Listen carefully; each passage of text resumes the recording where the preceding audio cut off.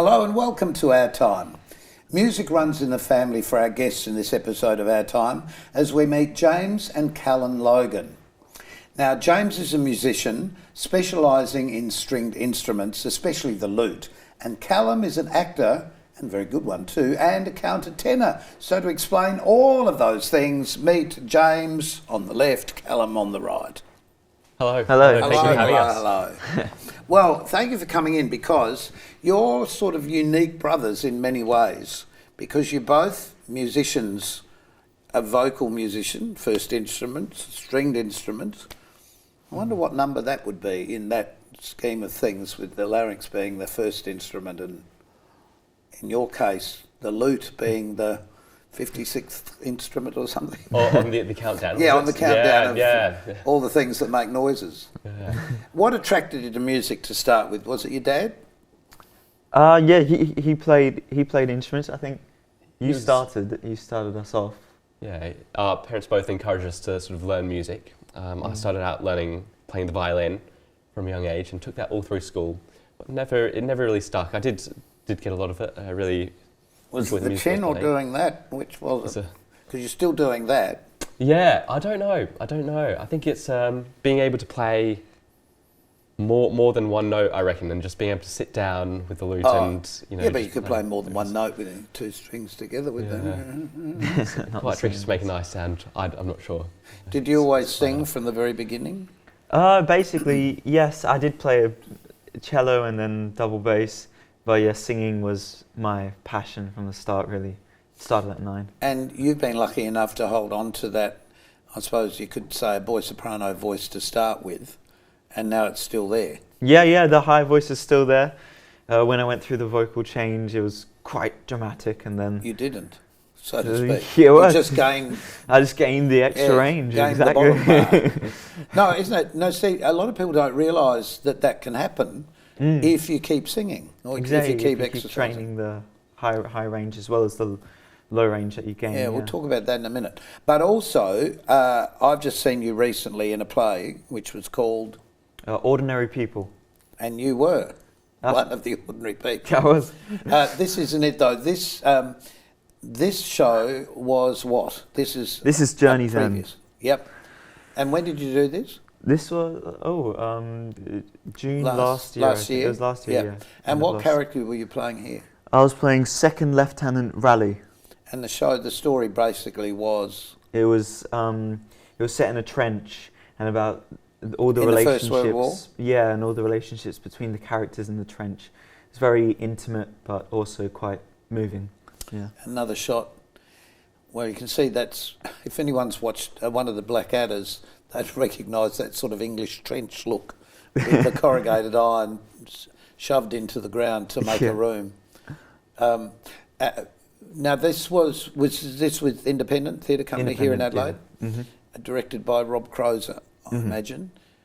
What did that teach you as an actor, being in a show like that? Because it's out of your time frame, if you like, being sort of in the 1418 of the 1900s. Yeah, well, I mean, it was an incredible experience with the costumes and the set. I mean, once you were on the stage, you felt in it, and in the little theatre also, it was wonderful. This was in Adelaide Uni here. Yeah. But it taught me a lot. Well, it looks like you.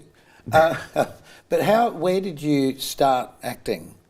Were you a young man? Yeah, I started quite young.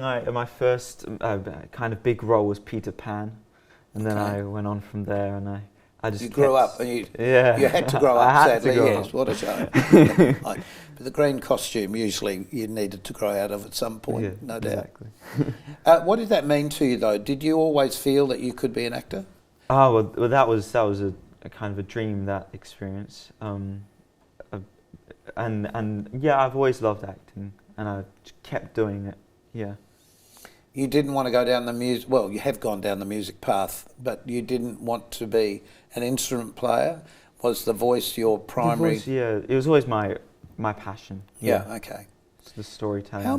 How many people would call themselves now a countertenor? It means that you sing above the male voice into a higher register.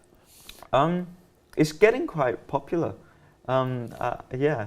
Well, when you think of, well, the Beach Boys were in the news not so long ago. When you think about them, the Bee Gees, Yeah. in modern times, they were using those voices. I mean, yeah, it's all through pop music. Yeah, very much. The style of singing. And yet you wouldn't think that it's really a classical sound. It's a classical sound, and it is in many operas. Yeah, exactly. Yeah. Especially the Baroque music, which you're more familiar with. Well, with both.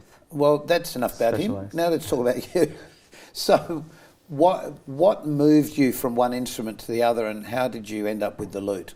Yeah, so I suppose for a while I was playing a lot of Baroque music on the violin, and in high school I picked up the guitar and was playing a lot of lute music arranged for the guitar.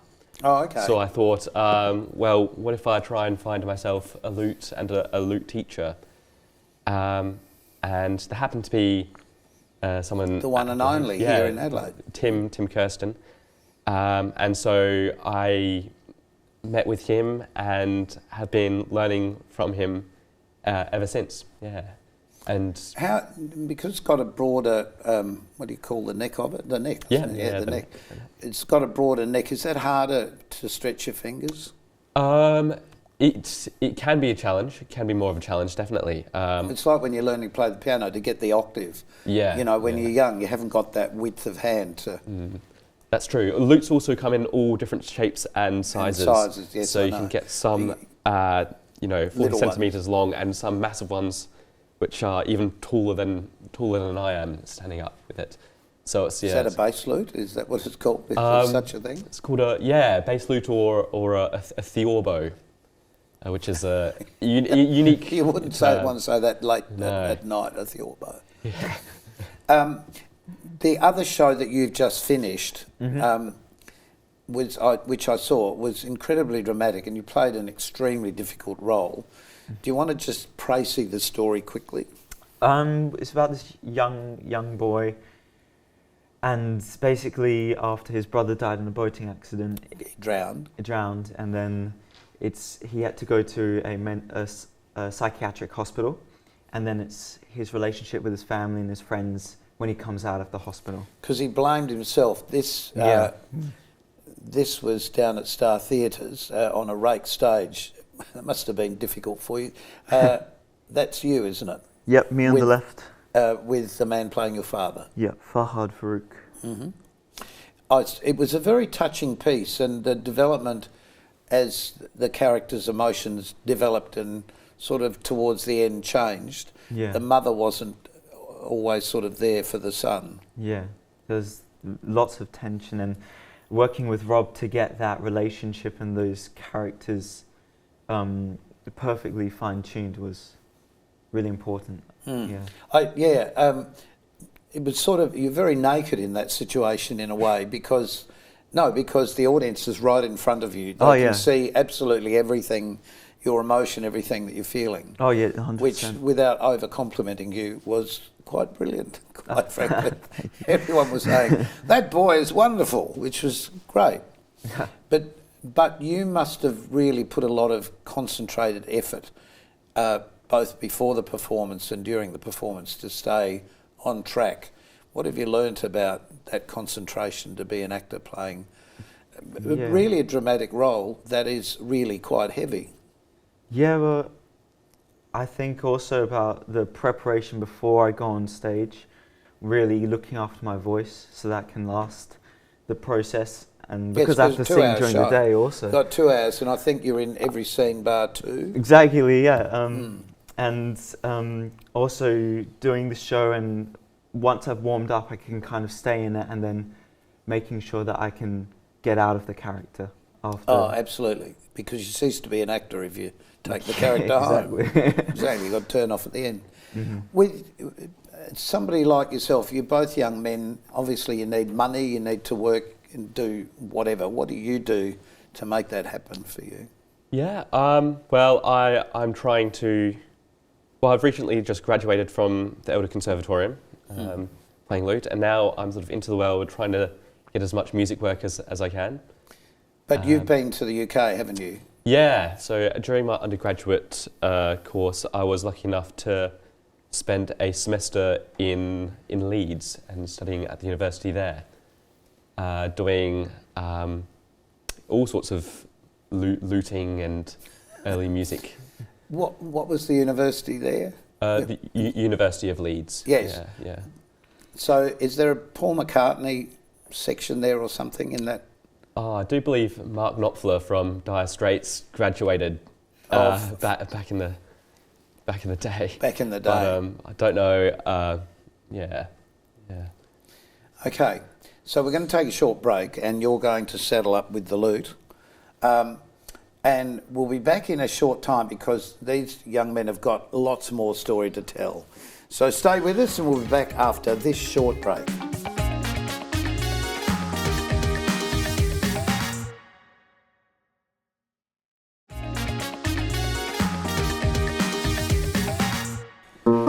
And welcome back to our time. Those dulcet tones are the lute and James.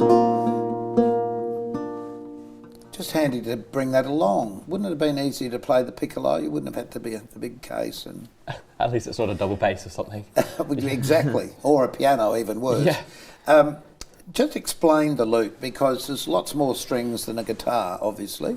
Yeah. So the lute family sort of coincided with the guitar, and it sort of developed from the North African instrument, the Arabic oud, and sort of came through Spain during the Crusades and then flourished throughout Europe and Did England. it start with a gourd or something? Did they sort of have the gourd thing, put a stick on it, and it developed from that? Who knows? I guess so. But when you yeah. say it came from that part of the world, Yeah. that's probably because they were the first, what do you call that, like an echoed instrument, an instrument with a hole so the music could come out.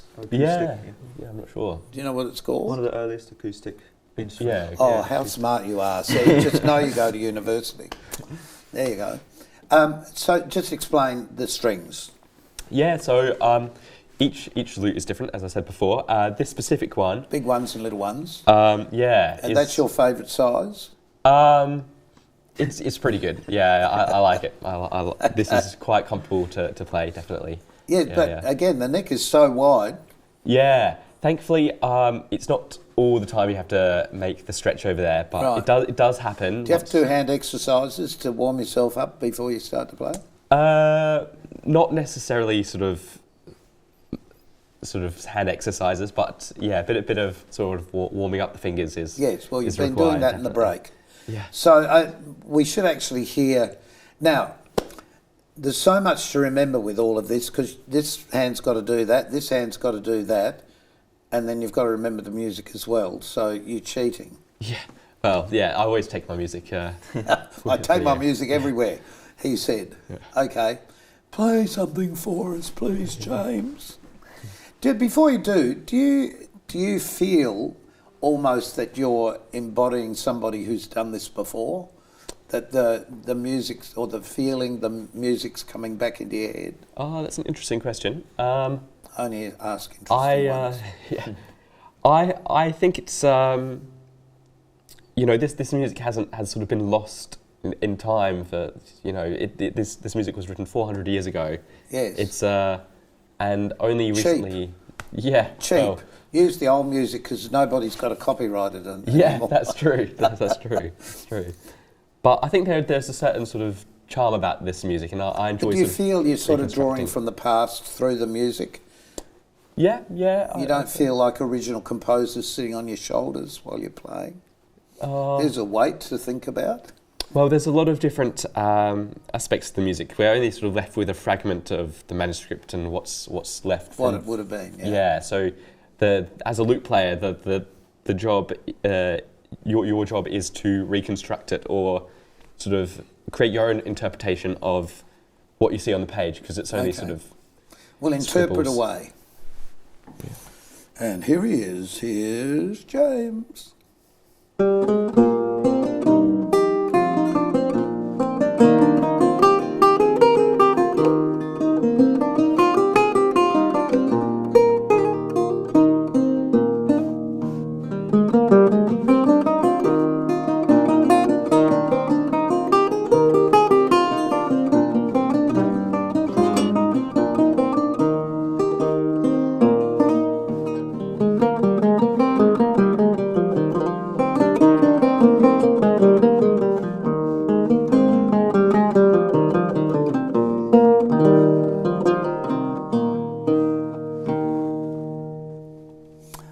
see people sort of dancing around in circles and things with their hand up, women in long skirts and men. I mean, I don't know, it just conjures up a feeling of a past time. Yeah, definitely. I reckon. That's why I asked you the question before, do you feel like you're, sort of something is coming from the past through you? Because that's what it sounds and feels like. Yeah. Whether it's mental pictures in my mind, because I've seen too many Robin Hood films. Maybe. Yes, I've seen too many Robin Hood. So, and now you're going to the UK to study further with this. Mm-hmm. Where do you want this to take you? There's a lot of different sort of pathways, I reckon. I'd love to continue doing my performing. I really enjoyed doing that. I guess if no one's listening, you're really just doing it for yourself. Yeah. I love just sitting down and playing music for myself as well. Yeah. I could play all. Does he sing when you play? Occasionally. Yeah. when he's I'm warmed not up. asking you to sing because you haven't warmed up, and that's not what we're here for. So people are going to have to pay to see that. Yeah. Do you still have a passion for the other instruments, or has this sort of taken you over? Oh, this has definitely taken over. Yeah, I'd say so. Is the education in the UK better for an instrument like this, or broader? I'd definitely say it's broader. There's just a lot more lutenists over there to A lot more looters. Yeah. Going through the houses, stealing everything they can. Yeah. Exactly. And where did you come by this instrument? This belonged to my teacher. Right. And I got it off him I've had it for several years now. Yeah, no, I love playing. I love the sound of it. It's mellow. It's just lovely and smooth. Yeah, definitely. So, Callum, we're just talking before about where your career is going, and we've also we were just talking a minute ago before while he was looting up, just about the fact you also dance, you sing, you're an actor. Mm-hmm. Do you have any great ambition for the future for any specific thing, or as we said before, you like opera? I love opera. I mean, not a lot of dancing in opera though. No. Sometimes, but you could change the whole thing. I could change it all up. No, but yeah, so opera's definitely a passion, and I want to get as good at singing as I can. So then, that opportunity could be available. And how much opportunities are there for countertenors? I think there are more. I mean, State Opera just did a production where the lead role was a countertenor. Okay. And then Pinch Gut did a production last year in Sydney, and there was about 3 countertenors in there. Right. So, yeah. This is not something that we see a lot of, and as we said before, in a lot of pop music, the sound is there, but we don't sort of hear it in. I guess it's the standard music stuff that we don't hear it in. Yeah. Is that a fair way to put it? Well, yeah. I mean, yeah, definitely. Yeah. When does, I mean, the learning in life never stops, but when does the university learning stop for you? How much longer have you got to go? Because I know you're at Adelaide Uni here in the Conservatorium, and you're also doing classes with the music theatre course. Yeah. I'm at the Adelaide Uni. I've got my undergraduate degree, 1 more year of that after this year, and then I don't know. Before somebody snaps you up. For Home and Away or something. Home and Away. Do you want to move into that area, into television or film? I mean, I because you're a lot of filmmakers here tonight. Yeah, I love film and film acting, and I'm obsessed with films. But and that would be a wonderful thing to pursue. It's just interesting talking to you both at this point of your life. You know, you're young. You've got sort of the world in front of both of you. It'll be very interesting to track, if we're still doing the program in 5 years, where you both are in 5 years' time. Because, being born with the ability to do things and then having the ability to recognise what that is, they're different, but they're in a similar area. Because without performers and without audiences to watch you, the world doesn't sort of go round, you know. Yeah. And I guess we all feel that we need to be able to do this thing that we've got inside of us. We need to be able to let it go somewhere. But it's frustrating because people who employ us to do these jobs, they need to know we exist. So how does this work for both of you? Is it going to help you going to the UK to be more recognised? I think so. Yeah, definitely. Always, you know, if I'm looking to get a gig or something, I'll try and put myself out there. Send a lot of emails and you know. Yeah, but going to the university you're going to, surely people are watching for you there. Yeah, and luckily I've already spent 6 months there, so I've already sort of built up a number of contacts, so I can. And you've made quite I mean, you're quite obvious now in the local theatre scene here in South Australia. But like in Victoria, people need to know your face and what you've got to offer, which is pretty broad. I mean, it's a joy to talk to you both at this point of your career. It's like a proud parent to know where you're going to go in the future. What do your mum and dad think about all this? I think they're excited for us, but they also, you know, know that at some point we're going to move away or leave home. Yeah, we've all got to leave home at some time. Yeah, or like halfway across the world, kind of. Yeah, but you know, you get on your phone, you can talk to them. They'll never miss you. They'll be, they're gone. Speaking of going, we have to take a short break now, and we'll be back with just a little bit more news to tell you with Callum and James.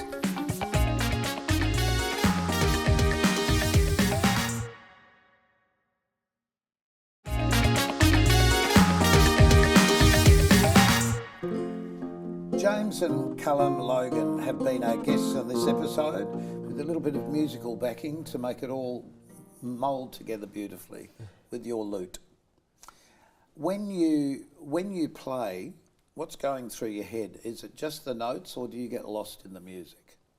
Yeah, I'd say I could play for hours and not sort of. Does he? Yeah. Stand up and till late in the night hours. Hope you don't share a room. No. As brothers. It would be a bit frightening. But do you sing a lot? Yes, yeah. Around the house. Sometimes late at night. But. Do you feel like you're a musical family? Could they make a sitcom about your life at home with you playing, you singing? Your dad play plays keys? piano. Yeah, there's lots of music going on, and there's always music playing or on the speakers. Yeah. All right, so your next, the thing that you'll start working on soon is another play. Yep. Well, I've got a play reading first in August, and then in November I've got a play called Phaedra by Jean Racine with Independent Theatre. Same company you did the other one with. Oh, the play reading is too. But that's in a very unusual place, the play reading that you're in. Yeah, Eucharia. Yes, which is out in the bush. Yes. Literally. Beautiful though. It's amazing, isn't it? I mean, you don't expect to see a venue like that where it is. So just say the name of the place again. Eucharia. So if people want to know where that is, they can Google it. And the play that you're doing is at Star Theatres. Yep. With the Independent Theatre Company, directed by Rob Crozer. And a cast of thousands. Not too big, about 10, 8, something like that. That's a cast of thousands. Okay. You play the lute by yourself. I've actually not seen the lute with other instruments. Does it pair with other instruments? Yeah, definitely. A nice combination is of course with the voice. But if you get with your voice particularly, I can hear that. Yes. You can hear that in the castles. Yeah, definitely. And you can play it with all sorts of instruments: violins, recorders, cellos. Basses, anything really. Yeah, it was involved a lot in. But instruments that sort of suit this age, because when you think about violins and cellos, they're all sort of mixed up in the same sort of time frame. Yeah, definitely. It was very one of the most important instruments in any sort of operatic production back in the 1600s. When everybody just sang without microphones and people played without microphones, and our ears did all the work, and so did our voices. Definitely. Yes, we've sort of lost a bit of that, sadly. However, it's been just great talking to you both. Come back in 5 years and tell us where you're up to. That would be lovely. Definitely. Yeah. But good luck for the show. Good luck for the UK. Hope things just expand brilliantly for you. Thank you very much. So, until next time on Our Time, I'm sure you wish these two guys the best wishes too, as we do you. Keep yourself nice. Let's go.